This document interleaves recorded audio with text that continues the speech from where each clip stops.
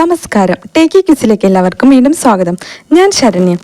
വായനാ ദിനത്തോടനുബന്ധിച്ച് നടക്കുന്ന ക്വിസ് മത്സരങ്ങളിൽ ചോദിക്കാൻ സാധ്യതയുള്ള കുറച്ച് ചോദ്യങ്ങളുമായാണ് ഞാൻ വന്നിരിക്കുന്നത്. നമുക്ക് ചോദ്യങ്ങളിലേക്ക് കടക്കാം. ആദ്യത്തെ ചോദ്യം: ആരുടെ ഓർമ്മയ്ക്കായാണ് ജൂൺ 19 വായനാ ദിനമായി ആചരിക്കുന്നത്? ഉത്തരം: PN പണിക്കർ. രണ്ടാമത്തെ ചോദ്യം: PN പണിക്കരുടെ മുഴുവൻ പേര് എന്താണ്? ഉത്തരം: പുതുവായിൽ നാരായണ പണിക്കർ. മൂന്നാമത്തെ ചോദ്യം: ഏത് വർഷം മുതലാണ് ജൂൺ 19 വായനാ ദിനമായി ആചരിക്കാൻ തുടങ്ങിയത്? ഉത്തരം: 1996. അടുത്ത ചോദ്യം: PN പണിക്കരുടെ ചിത്രം ആലേഖനം ചെയ്ത സ്റ്റാമ്പ് പുറത്തിറക്കിയത് എന്നാണ്? 2004 ജൂൺ 19. അടുത്ത ചോദ്യം: കേരളത്തിൽ ഗ്രന്ഥശാല പ്രസ്ഥാനത്തിന് തുടക്കം കുറിച്ചത് ആരാണ്? ഉത്തരം: PN പണിക്കർ. അടുത്ത ചോദ്യം: PN പണിക്കർ ആദ്യം ആരംഭിച്ച വായനശാലയുടെ പേര് എന്താണ്? ഉത്തരം: സനാതന ധർമ്മം വായനശാല. ഏഴാമത്തെ ചോദ്യം: ഇന്ത്യയിലെ ഗ്രന്ഥാലയ ശാസ്ത്രത്തിന്റെ പിതാവ് എന്നറിയപ്പെടുന്നത് ആരാണ്? SR രംഗനാഥൻ. അടുത്ത ചോദ്യം: ഇന്ത്യയിൽ ദേശീയ ലൈബ്രറിയൻ ദിനമായി ആഘോഷിക്കുന്നത് എന്നാണ്? ഉത്തരം: ഓഗസ്റ്റ് 12. അടുത്ത ചോദ്യം: ദേശീയ ലൈബ്രറിയൻ ദിനമായ ഓഗസ്റ്റ് 12 ആരുടെ ജന്മദിനമാണ്?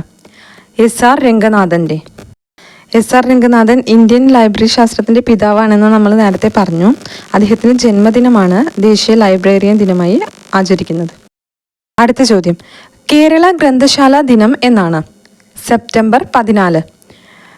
അടുത്ത ചോദ്യം: ഇന്ത്യയിലെ ഏറ്റവും വലിയ ലൈബ്രറി ഏതാണ്? National library of India. ഇത് കൊൽക്കത്തയിലാണ് സ്ഥിതി ചെയ്യുന്നത്. അടുത്ത ചോദ്യം: ദേശീയ വായനാ മാസം ഏതാണ്? മാർച്ച് മാസമാണ് ദേശീയ വായനാ മാസമായി ആചരിക്കുന്നത്. അടുത്ത ചോദ്യം: ലോക പുസ്തക ദിനം എന്നാണ്? ഉത്തരം: ഏപ്രിൽ 23. അടുത്ത ചോദ്യം: വായിച്ചാൽ വളരും, വായിച്ചില്ലെങ്കിലും വളരും, വായിച്ചാൽ വിളയും, വായിച്ചില്ലെങ്കിൽ വളയും. ആരുടെ വരികളാണിത്? ഉത്തരം: കുഞ്ഞുണ്ണി മാഷ്. 1945 PN പണിക്കർ സ്ഥാപിച്ച ഗ്രന്ഥശാല സംഘത്തിന്റെ മുദ്രാവാക്യം എന്തായിരുന്നു? ഉത്തരം: വായിക്കുക വളരുക. അടുത്ത ചോദ്യം: വായിച്ചു വളരുക, ചിന്തിച്ചു വിവേകം നേടുക എന്നത് ആരുടെ വാക്കുകളാണ്?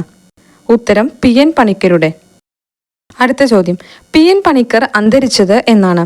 1995 ജൂൺ 19. അടുത്ത ചോദ്യം: PN പണിക്കർ ജനിച്ചത് എവിടെയാണ്? നീലംപേരൂർ, ആലപ്പുഴ ജില്ലയിലാണ് ഈ സ്ഥലം. മലയാളത്തിന് ശ്രേഷ്ഠ ഭാഷാ പദവി ലഭിച്ച വർഷം ഏതാണ്? ഉത്തരം: 2013. അടുത്ത ചോദ്യം: മലയാള ഭാഷയുടെ പിതാവ് ആരാണ്? ഉത്തരം: എഴുത്തച്ഛൻ. മലയാളം അച്ചടിയുടെ പിതാവ് ആരാണ്? ഉത്തരം: ബെഞ്ചമിൻ ബ്രെയ്ലി. മലയാളത്തിലെ ആധുനിക കവിത്രയങ്ങളിൽപ്പെട്ട കവികൾ ആരെല്ലാം? ഉത്തരം: ആശാൻ, ഉള്ളൂർ, വള്ളത്തോൾ.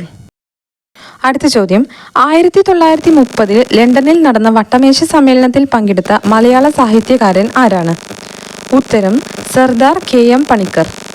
അടുത്ത ചോദ്യം: മലയാള സാഹിത്യത്തിലെ ആദ്യ ലക്ഷണമൊത്ത നോവൽ എന്നറിയപ്പെടുന്ന കൃതി ഏത്? ഇന്ദുലേഖ. O ചന്തുമേനോനാണ് ഇന്ദുലേഖയുടെ കർത്താവ്. ഇന്ത്യയിലെ ആദ്യത്തെ ഡിജിറ്റൽ ലൈബ്രറി പഞ്ചായത്ത് ഏത്? കണ്ണൂർ ജില്ലയിലെ മയ്യിൽ ഗ്രാമപഞ്ചായത്ത്. അടുത്ത ചോദ്യം: മലയാളത്തിലെ ആദ്യ പത്രം ഏതാണ്? രാജ്യസമാചാരം. 1847 ഈ പത്രം പുറത്തിറങ്ങുന്നത്. ഇതിന്റെ പത്രാധിപർ ഹെർമൻ ഗുണ്ടർട്ട് ആയിരുന്നു. മലയാള സാഹിത്യത്തിലെ പ്രാചീന കവിത്രയങ്ങൾ ആരൊക്കെയാണ്? ഉത്തരം: എഴുത്തച്ഛൻ, ചെറുശ്ശേരി, കുഞ്ചൻ നമ്പ്യാർ. മലയാള ലിപി ആദ്യമായി അച്ചടിക്കപ്പെട്ട ഗ്രന്ഥമേത്? ഉത്തരം: ഹോർത്തൂസ് മലബാറിക്കസ്. മലയാളത്തിലെ ഏറ്റവും വലിയ സാഹിത്യ ചരിത്ര ഗ്രന്ഥം ഏതാണ്? കേരള സാഹിത്യ ചരിത്രം. ഉള്ളൂർ S പരമേശ്വര അയ്യരാണ് ഈ ഗ്രന്ഥം രചിച്ചിരിക്കുന്നത്. അടുത്ത ചോദ്യം: സാഹിത്യ രംഗത്ത് കേരള സർക്കാർ ഏർപ്പെടുത്തിയിട്ടുള്ള ഏറ്റവും വലിയ അവാർഡ് ഏതാണ്? എഴുത്തച്ഛൻ പുരസ്കാരം. അപ്പോൾ ഇത്രയും ചോദ്യങ്ങളാണ് ഞാൻ ഈ വീഡിയോയിൽ ഉൾപ്പെടുത്തിയിരിക്കുന്നത്. ഇതിലേതെങ്കിലും ക്വസ്റ്റ്യൻസ് എന്തായാലും ക്വിസ് കോമ്പറ്റീഷനിൽ ചോദിക്കും. അപ്പോൾ ഈ വീഡിയോ ഇഷ്ടമായിട്ടുണ്ടെങ്കിൽ ലൈക്ക് ചെയ്യുക, ഷെയർ ചെയ്യുക. ഒപ്പം സബ്സ്ക്രൈബ് ചെയ്യാത്തവർ സബ്സ്ക്രൈബ് ചെയ്യാനും കൂടി മറക്കരുത്. Okay, thank you.